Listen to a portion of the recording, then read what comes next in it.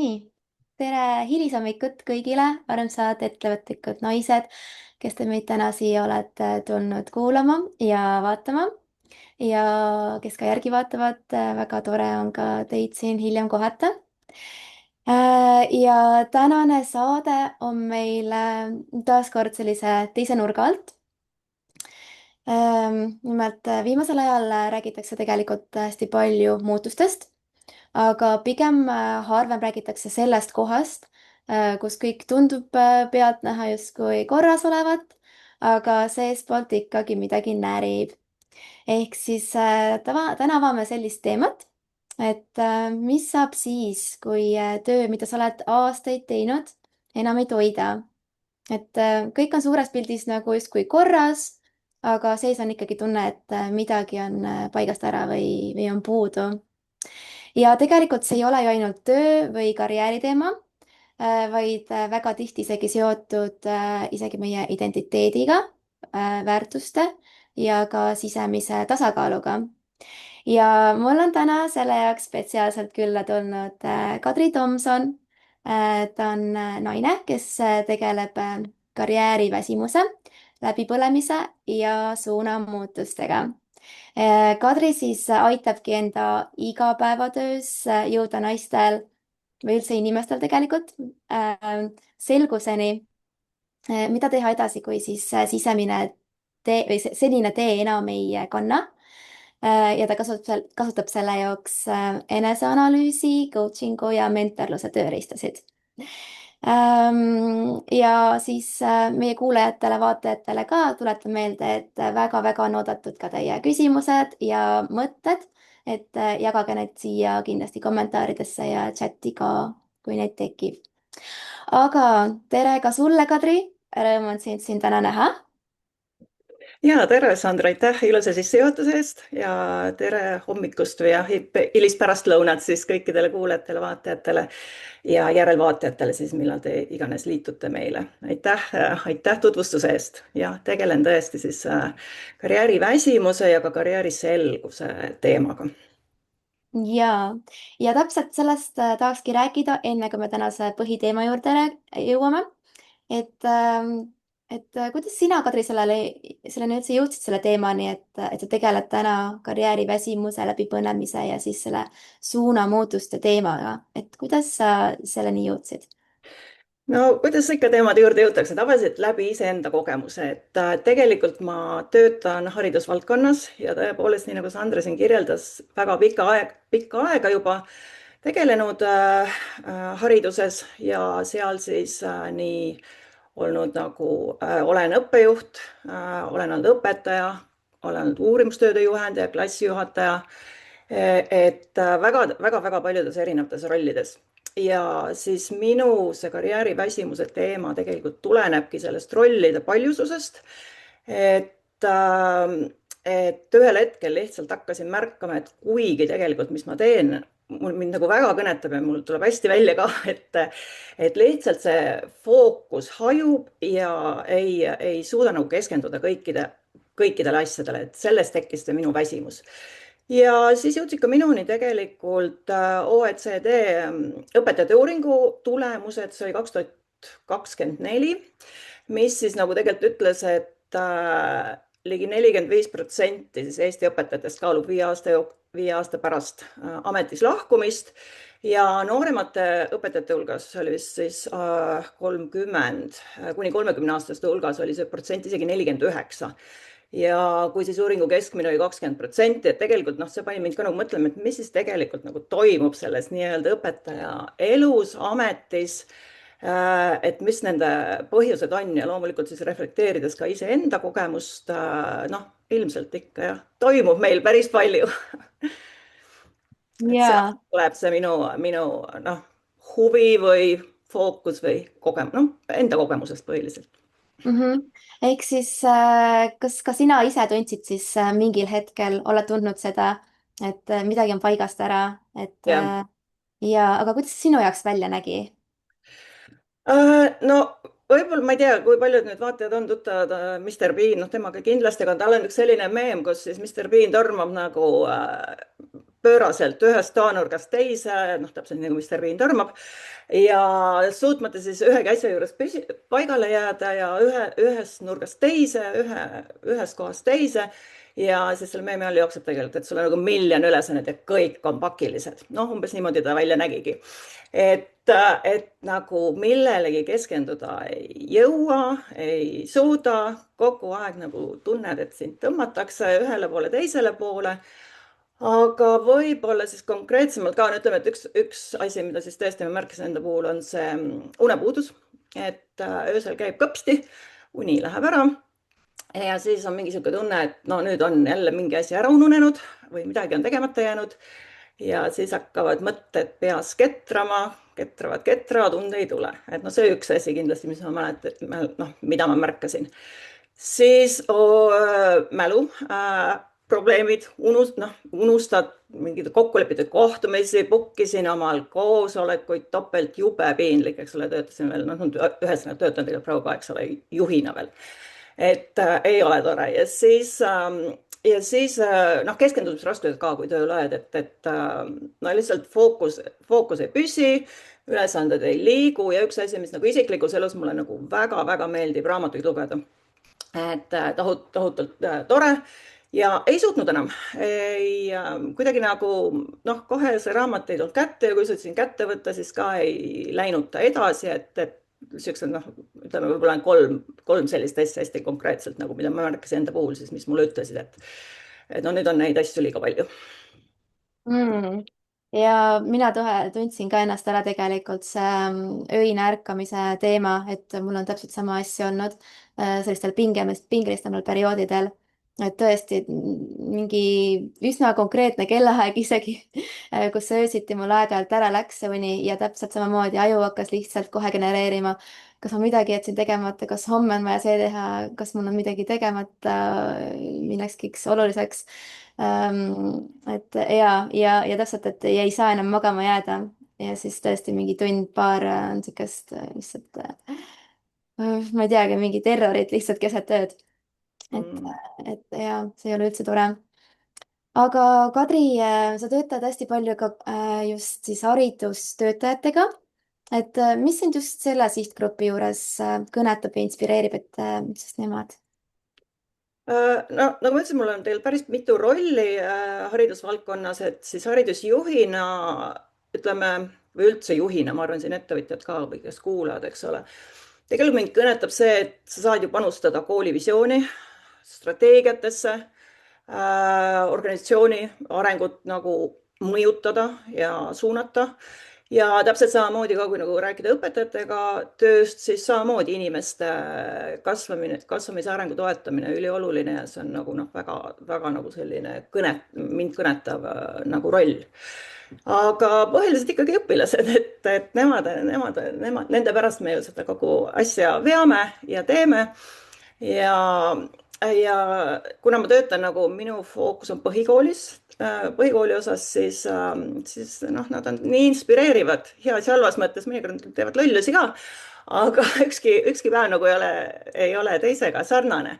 et ühest küljest on see muidugi noh, eraldi väljakutse, aga samas igav ei hakka, et nad seal ikka genereerivad ja toodavad noh, nii akadeemilises õppe kontekstis kui ka niisama valdkonnas ja siis on meil tegelikult ka lasteaia osa veel kooli juures, ja nendega rääkides ka ei ole ühtegi igavat momenti, et nad on lasteaialapsed, nad on nii jõhkralt ausad ja siirad, et väga põnev on, et ma ei tea, kui räägin ühe kiire jutukese siia ka võib-olla, et ka siis ühel päeval, kui olime ennast väga ilusti oma arust nagu riidesse pannud tööle minnes ikkagi, eks ole, nagu haridusjuht oli ka kraegasärk ja no mingisugused triibud jooksid niimoodi ja püksid olid ka vist küll puuvillased, noh, triibulised püksid. ja siis tuleb mulle üks pisike pudin vastu, vaatab, mingi pika näo, küsib, oi, aga õpetaja Kadri, et miks sa täna pidžaamaga kooli tulid? ja see on nii äge, püüad mitte naerma, puhkeda nende üle, onju, aga nad on siuksed väga armsad. ja juhtub väga, ikka. ja väga armas. aga Kadri, see teema, millest me täna siis räägime, on paratamatult kindlasti väga paljudele ikkagi tuttav, et midagi ei ole teha, onju. et räägi oma kogemuse põhjal, et mis tunne see siis on, see, et kui töö enam ei toida? no kiiresti mainisin, eks ole, need, mis mul seal ennem olid, see fookuse puudus ja uinumisraskused ja mäluhäired ja muu sarnane tore asi, siis ütleme, et ka selline motivatsioon ka nagu kaob ära, et hommikud on rasked. Sihuke jah, nagu ma ütlesin, motivatsioonipuudus on, väsimus, et peab ennast nagu sundima ikka-takka erinevate asjadega tegelema. Et võib-olla siis selliseid asju nagu märkasin, noh, ka, et tulid esile, eks ole, lisaks siis nendele nii-öelda tavapärastele väga suure väsimuse märkidele veel, et nagu noh, jah, Mhm. sunnid ennast takka. aga jah. kui kaua sul läks üldse aega, et sellest aru saada, et oot-oot, et niimoodi vist ikkagi tegelikult ei funktsioneeri enam kaua, et midagi on vaja muuta või teha? No tegelikult ka, eks ole, et ma jah, siin noh, vist, ma ei tea, kas ma tutvustasin, ütlesin, aga ma olen jah, nagu neid juhendaja, teadvaleku juhendaja just nimelt nagu noortele, siis jah, töötan hariduses ka coach'i ja mentorina. Et nagu peaks iseenesest olema need tööriistad ju endal olemas, aga noh, nagu kingsepp ei ole kingi, eks ole. Ja siis minul võttis ikkagi päris pikalt ennem kui ma nagu no, kusagil nagu kuklas ketrab, et no midagi ei ole päris õigesti, päris korras.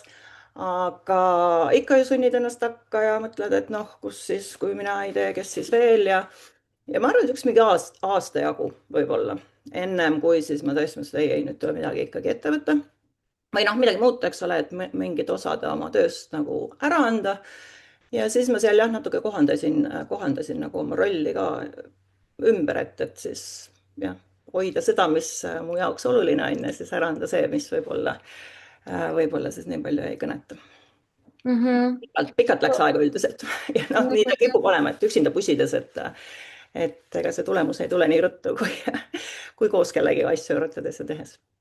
ja see on väga tuttav tunne, samamoodi ise, et kasvõi nagu sõbrannale kõrvalt näen ja ütlen talle ka, et kuule, et noh, et ära tee nii, onju.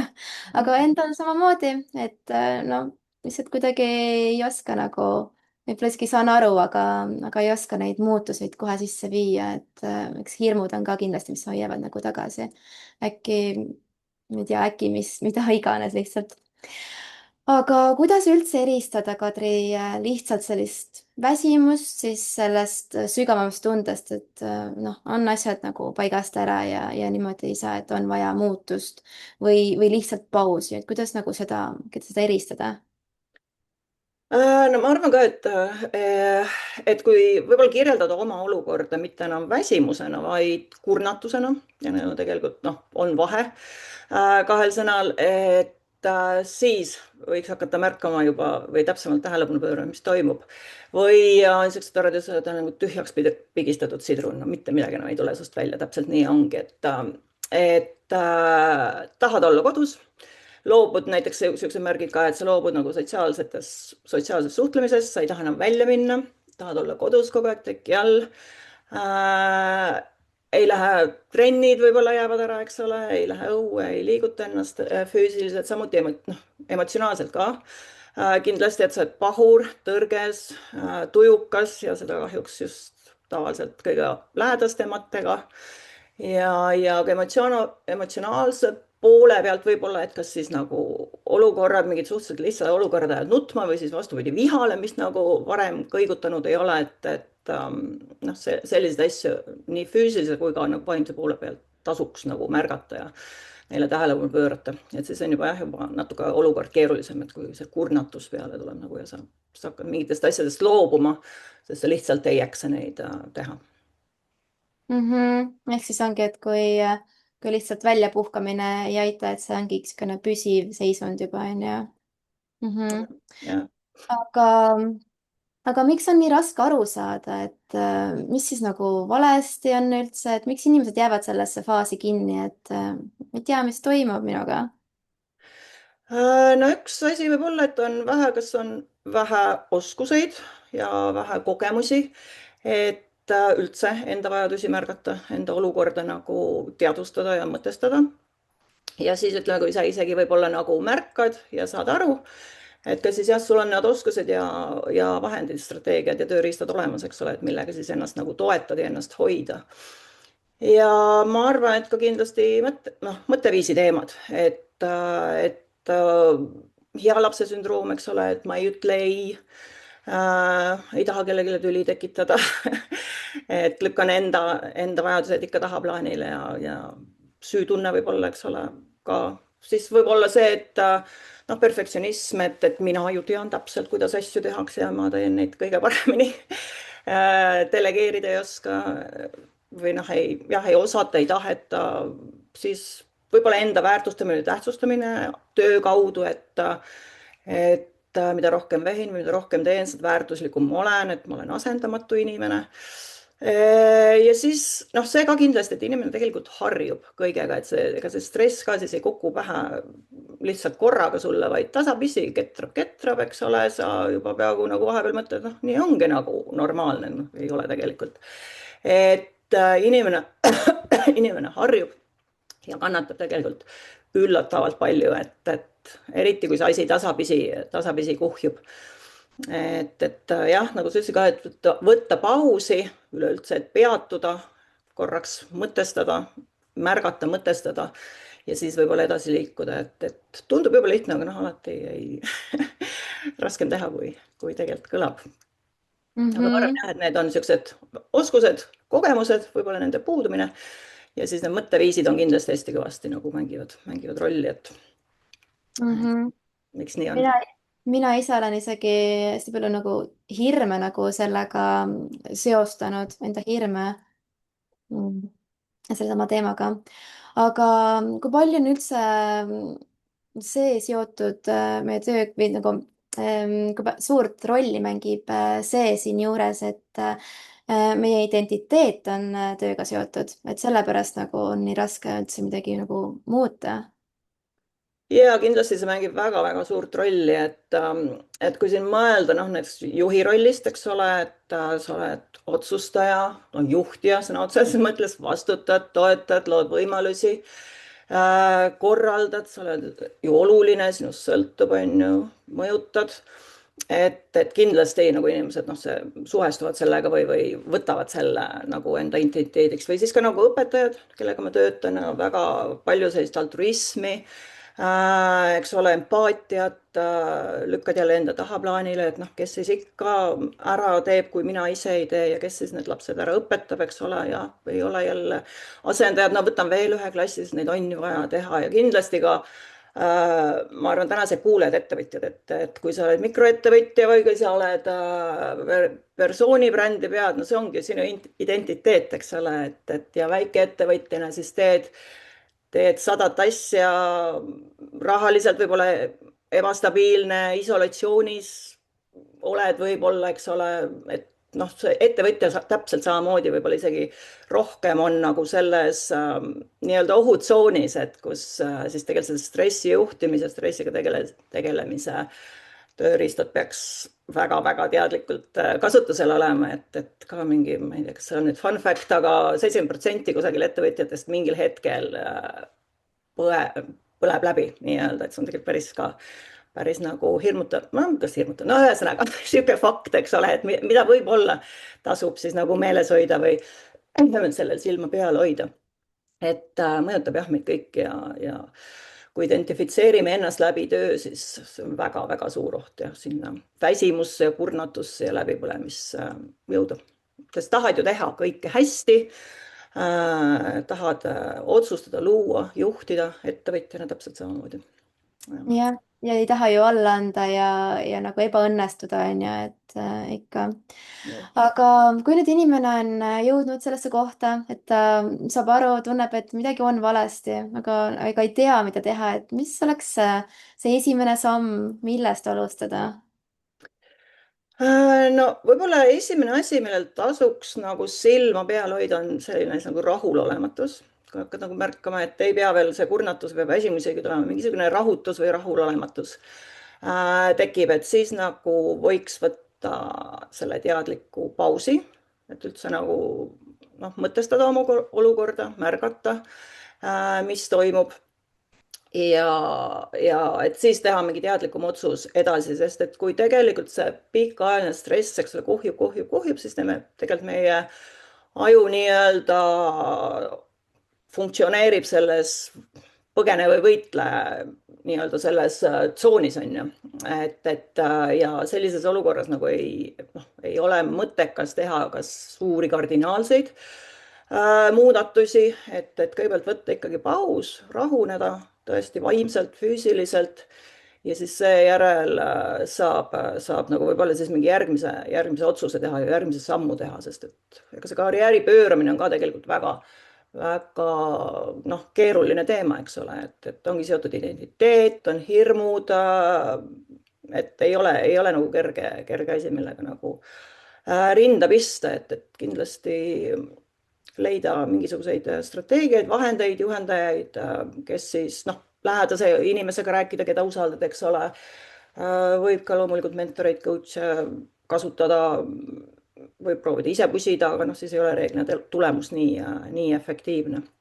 Et võib-olla, kui veel korraks selle identiteedi juurde tagasi tulla, et kui see on niisugune natuke jõhker küsimus, aga kui sa nagu mõtled selle peale, et kuidas sa tahad, et sind meenutatakse või kuidas sa tahad, et sind mälestatakse, kui sind enam ei ole, eks ole, et siis mõtle, et noh, tegelikult, mis on sinu jaoks oluline, et siis tulevad need väärtuse ja identiteedi teemad välja, et kas noh, kui palju siis nagu on vaja ennast takka sundida või takka piitsutada, eks ole.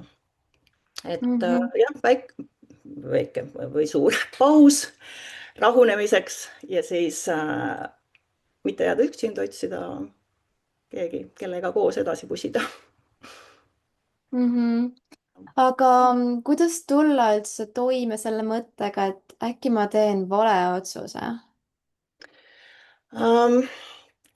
No see on ka selline, noh, ta on natuke selle mõtteviiside ja kindlasti hirmu nagu teema. Ja nende teemadega ei ole alati kõige lihtsam tegeleda, sest noh, see mõjutab nagu mingi asja muutumist ja muutused ei ole kerged, muutuste juhtimised. Eriti kui need toimuvad sinuga, sest on ju hea ja kerge olla, kuidas öelda, mugavustsoonis või selline turvalises kohas. Aga võib-olla siis nagu jällegi peatuda, mõelda läbi siis need variandid või versioonid enda jaoks ja mõelda läbi plaan A ja mõelda läbi plaan B ja C ja Z ka, kui vaja on mängida läbi erinevad stsenaariumid oma peas. Ja võib-olla ka näiteks, kui tõesti täiesti kaaluda mingi teise valdkonna vahetust, sest ega see ei tähenda ju karjäärimuutus, ei tähenda, et sa pead valdkonnast välja minema, võib ju ka muuta midagi oma rollis natukene, eks ole. Võib liikuda valdkonna sees või minna valdkonnast välja, aga näiteks kui tõesti nagu väga suuremat muutust tahaks ettevõtta või vabatahtlikku tööd teha vabalt, minna lihtsalt proovida, et kuidas siis nagu see asi võiks välja näha minu jaoks või tunduda minu jaoks ja siis tänapäeval loomulikult see ka, et ega ju enam ei liiguta nii-öelda no selline traditsiooniline karjääritee, et kool, ülikool, ametikõrgendus ja siis niimoodi kuni pensionini. Et liigutakse ikkagi ju päris palju projektipõhiselt, see sisaldab juurdeõppimist, ümberõppimist, mingite asjade äraunustamist üleüldse tänapäeval, et sellist paindlikumat meelt, aga jah, alati ei ole see väga-väga kerge, et kõik on võimalik ja tegelikult on tore juurde asju teha teistmoodi, aga eks ta sihuke natuke hirmutav ole, jah. Jaa. Aga Kadri, sa oled loonud ise nüüd sellise tasuta 7-päevase minikursuse taastumispaus. Räägi sellest ka meile, et kellele see on üldse mõeldud ja mida inimene sealt saab, et mis muutus siis selle 7 päeva jooksul võiks selles inimeses toimuda, kes sellest osa võtab? Ja selle taastumispaus teekonna ma siis ka lõin tegelikult kuidas öelda, enda vajadustest lähtuvalt või siis iseendale. Ja mingil hetkel mõtlesin, et aga noh, miks siis mitte seda nagu laiemalt pakkuda ja kutsuda inimesi siis ka sellele teekonnale. ja see taastumispaus siis ongi täpselt paus, see, mis esimesena võiks inimene, kes siis kogeb tõesti kas väsimust, kurnatust, stressi, võtta endale. Ja selle taastumispausi teekonna jooksul me siis teeme läbi mõningad sellised, iga päev siis ühe sellise coaching ulise peegeldava harjutuse. Teeme läbi nii meelerahu, ühe nagu vaimse taastumise, aga füüsilise taastumise harjutusi ja praktikaid ja ka siis jah, eneseanalüüsi pisikesi selliseid mõtestamise ülesandeid, mis siis 7 päeva lõpuks peaks andma päris hea nagu sissevaate endasse. Ja lisaks ka siis väga praktilised nagu tööriistad igast päevast kaasa, millega siis edasi minna, aga ta on jah nagu pausi võtmiseks ja selguse loomiseks hetkeolukorrast, et siis saaks nagu teadlikumalt kas edasi minna või teadlikum endast olla.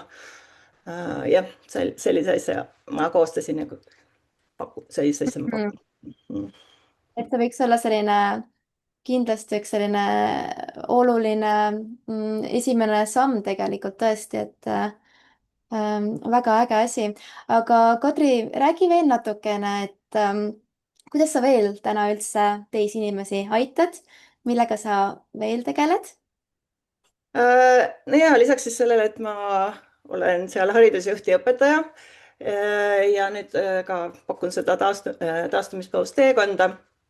Tegelikult ütleme, et noh, haridusvaldkonnas on tegelikult minu jaoks ülioluline, et see nii-öelda vaimne heaolu käiks kaasas koos akadeemilise nii-öelda selle suuna või fookusega, et kui noh, mõelda nüüd nagu õpetaja kontekstist või vabandust, õpilase kontekstist, siis et ega nagu need eduelamused ja tulemused, akadeemilised tulemused ei tule, kui õpilane ei tunne ennast turvaliselt ja hästi ja see on täpselt sama tõsi täiskasvanute puhul või ükskõik noh, kus valdkonnas me tegeleme, toimetame.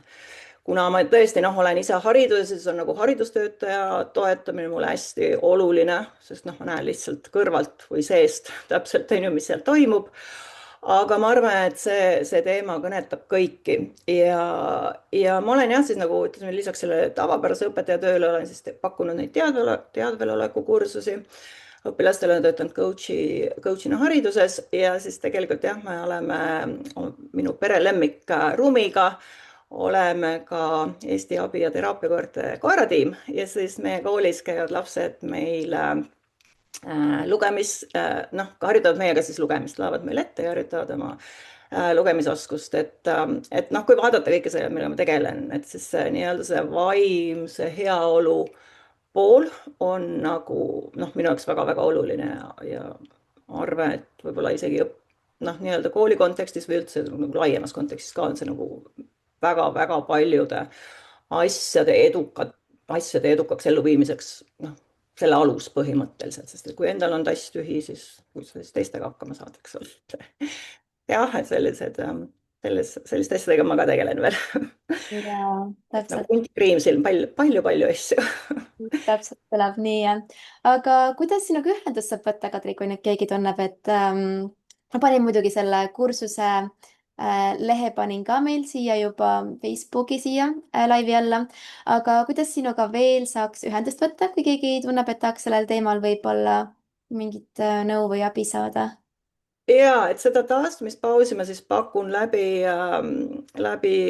oma ettevõtte, mis on siis Restartid ja K Tomson, nii nagu mu nimi on. et sealtkaudu saab minuga kontakti, leiab ühendust või ka täitsa otsida mind Facebookist üles, saata sõnum.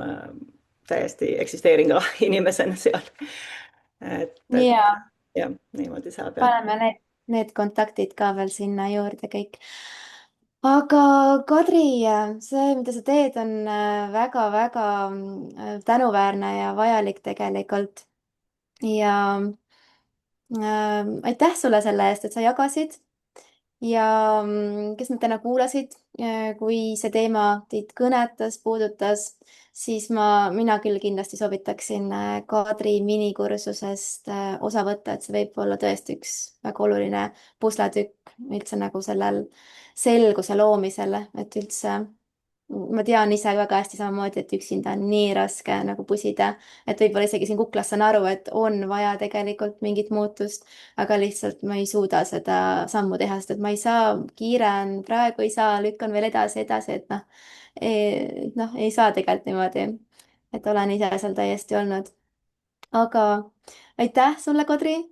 kas sa tahad veel midagi lisada?